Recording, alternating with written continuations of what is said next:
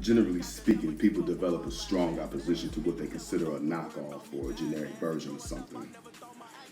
I love that young brother who used to run around the mall with the diamond tester and checking random people to see if they were to be seen as official or just flogging, based solely on whether their jewelry is fake or real.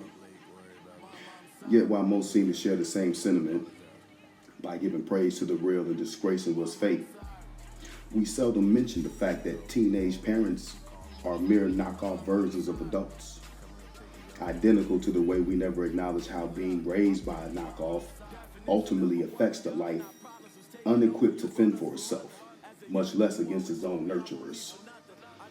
Now you're like, what do you mean against? At which point I respond, being born from children is a strong indicator you're the offspring of a fatherless child. On top of the inevitable lack of maturity, you have an entire imbalance of traits absorbed and patterned after from bitter young mothers who are absolutely exempt completely of any accountability. So when a real grown-up provides, they know it's their duty as well as the child's birthright. But when the bastard provides, there's an undercurrent of resentment, jealousy, and entitlement. Resentment because you never had the lifestyle that you provide your child. So you immaturely compare yourselves against your own seed. Jealousy for a number of reasons, down to the fact you were born with an undeniable light from the womb.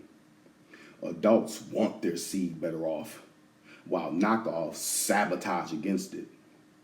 Most fatherless teenage parents have siblings who are attributed these titles, auntie or uncle, when reality reveals a lot of these dysfunctional dynamics conceal the truth that your mother's brother seldom functions as an uncle, but your rapist or molester. Entitlement is born from the delusion that you're grown because you got fucked and knocked up.